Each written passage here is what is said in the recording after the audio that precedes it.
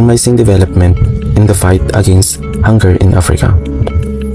Uganda government, together with agriculture expert, is promoting a so-called super bean, a fast-maturing, high-yield variety in region prone to food insecurity.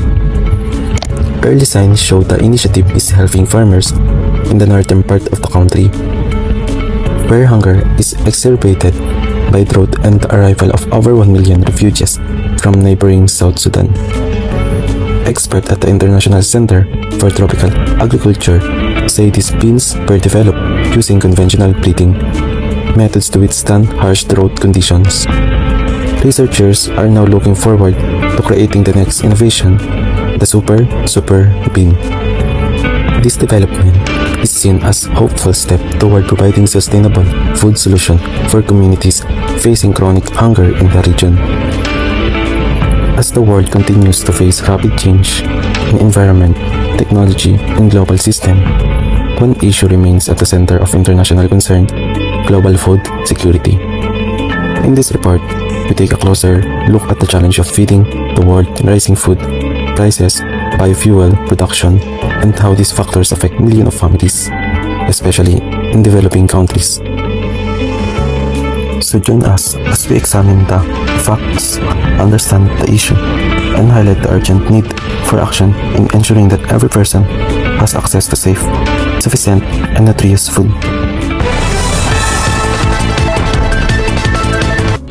Global food security updates. In international news, the United Nations Food and Agriculture Organization report a continued rise in global food price due to climate-related events and disruption in agricultural production. Countries across Asia, Africa, and Latin America are experiencing tighter food supplies, placing millions at risk of hunger. Meanwhile, in the agriculture sector, experts warn that the increasing shift of farmlands toward biofuel crop production, including maize, sugarcane, and soybeans, continue to limit availability of staple food crops. This trend has contributed to price volatility and heightened pressure on farmers worldwide. In other updates, several developing nations are now implementing programs focused on sustainable farming techniques and improved irrigation system to combat food shortage. This initiative aims to strengthen resilience against drought, crop failure, and soil degradation. And economic news analysts say that unless global market stabilize, food security may weaken vulnerable communities, particularly those heavily dependent on goods and grain. As we move forward, let's take a deeper look at the forces shaping today's global food system. Recent studies show that the continuous expansion of biofuel production, particularly in large economies like the United States, Brazil, and European Union, has created a strong competition between food and fuel, with more agricultural lands being planted with crops meant for energy. The availability of staple food is becoming increasingly limited.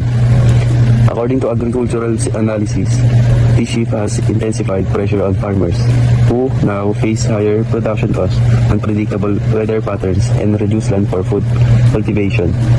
Many communities depending on traditional farming methods struggle to keep up with these global changes. At the same time, the rising global demand for grains used in animal feed contributes to the strain on agricultural resources. Countries with fast-growing population and increasing meat consumption, especially in Asia, are driving this demand upward. These combined factors demonstrate how interconnected and vulnerable our global food system. Without proper policies and sustainable practices, nations risk facing deeper food shortages in the coming years. Building on that, let's further examine the challenges and developments affecting today's global food landscape. One of the most pressing concerns is the environmental impact of modern agricultural practices. Across many regions, the heavy use of chemical fertilizers and pesticides has led to soil degradation, water pollution, and declining biodiversity. These environmental stresses reduce crop productivity and threaten long-term food stability. In countries with rapidly expanding economies, such as China and India, intensive monocropping of high-demand crops like maize and soybeans has become common. While these both short-term yields, experts warn that it weakens soil health and increases vulnerability to pest and climate-related disasters. Additionally, the agriculture sector now faces the ongoing effects of climate change, including irregular rainfall, stronger typhoons, and prolonged droughts. These changes directly affect farmers' ability to produce enough food to meet both local and global demands. Despite these challenges, researchers and organizations continue advancing solutions such as climate-resilient crops, precision farming, and more sustainable land management. These innovations aim to secure food supply while reducing environmental damage. These developments highlight the urgent need for cooperation between farmers, governments, and global institutions to protect our future food systems. Population growth and market stability. Let's continue our reporting. Let's take a closer look at another advancing issue. Within the global food system, the rising gap between food production and population growth. According to recent international study, global population number are projected to reach 9.7 billion by 2015. However, current food production trends are struggling to keep pace. Many regions face limitation in land, water resources, and modern farming technology placing additional pressure on already fragile food system. Another concern is the impact of global marketing inflations. Suddenly increase in fuel prices, transportation costs, and supply chain distribution, such as those experienced during recent global event, directly influence the cost availability of essential food commodities. Furthermore, in developing nation, millions of households still lack a stable income source and access to nutritious food. Economic inequalities continue to widen the gap between communities that have secure food access and those vulnerable to hunger. Despite those challenges, advancement in agriculture, innovation, including improved irrigation, drought recently crops, and digital farming tools, present promising solution. This innovation offer hope for increasing productivity and ensure sustainable food system for future generation. This development emphasizes the need for strong, inclusive policy to support both food producer and consumer worldwide. Let's focus on factors shaping global food security. The growing shift in food preferences and consumption patterns worldwide. In many developing and developed countries, diets have been changing rapidly as incomes rise and lifestyles modernize. More people are moving away from traditional plant-based diets and shifting toward meat-intensive and processed food consumption.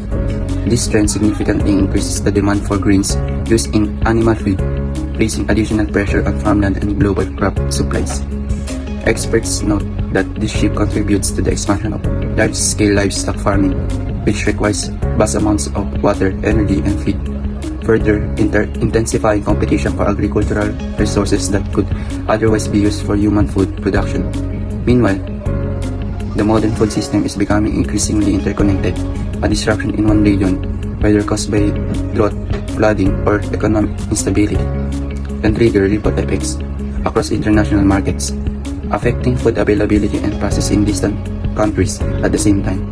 Global organizations emphasize the importance of promoting balanced, sustainable diets and improving consumer awareness. Encouraging communities to use local produce, reduce food waste, and adopt healthier consumption habits can help ease the pressure on global food systems. These advancing trends remind us that food security is not only about production, it is also shaped by the way societies consume and value food. Global food price surge and local vulnerability. As we advance our discussion further, another critical issue shaping global food security is the increasing vulnerability of communities during global food price surge.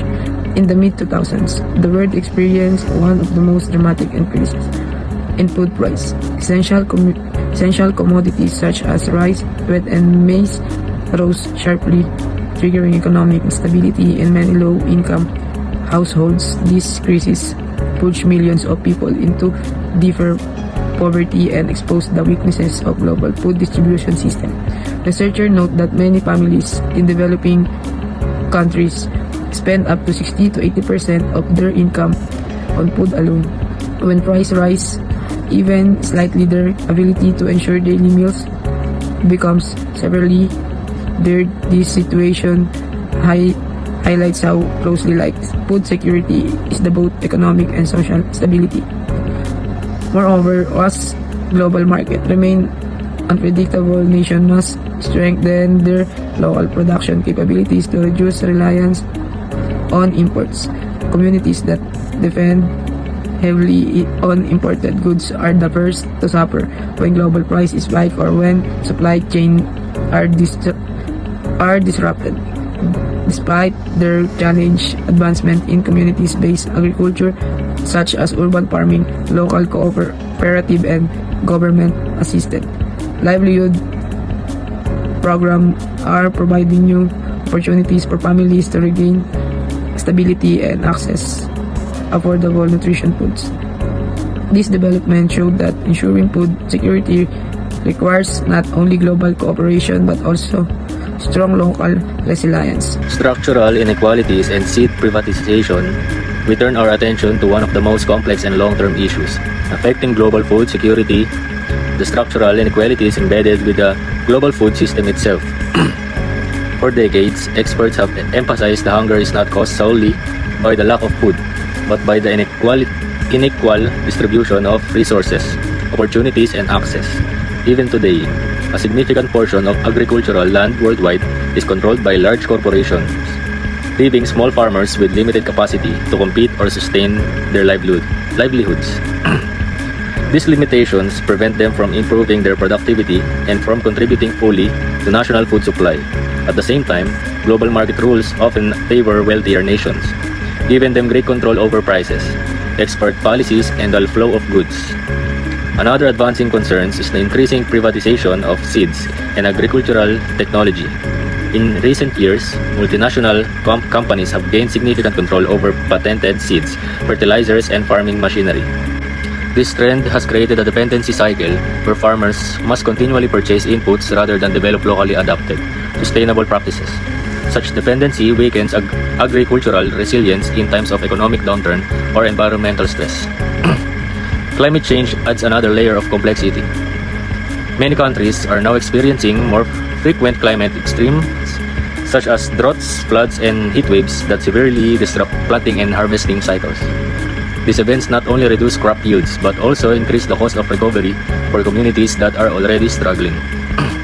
Innovations such as early warning climate systems, sustainable irrigation, and farmer-to-farmer knowledge exchange are slowly transforming rural communities. However, progress remains uneven, and millions still face food insecurity daily.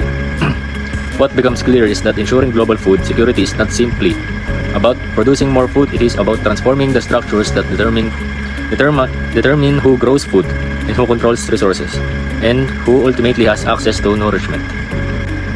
These advancing realities remind us that achieving a safe and stable food future requires cooperation at every level: global, national, local, and individual. Strengthening this connection is essential if we are to build a world where every person has the right to eat, live, and thrive. As we conclude this extensive special report on global food security, let us take a moment to reflect on the key insight delivered by our correspondents.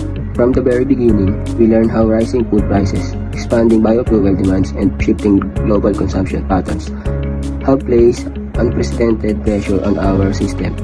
Our reporters walk us through the interconnected challenge affecting nations both large and small, from environmental degradation, the climate change, to unequal land distribution, unstable markets, and the evolving demands of a growing population.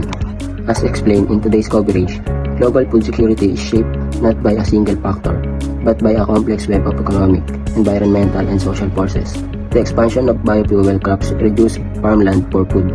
Climate instability disrupt planting season and damage harvest. Market fluctuation and global conflict affect both food ability and affordability. And behind all this issue lie deeper structural inequalities that leave millions of small farmers struggling to survive, and millions of families vulnerable to hunger when prices rise even slightly. Yet, despite this challenge, our report also highlighted emerging solutions: sustainable farming practices, climate resilience crops, digital architectural technologies, and community-based food initiatives that empower families and strengthen local resilience. These innovations serve as reminders that progress is possible when cooperation is prioritized.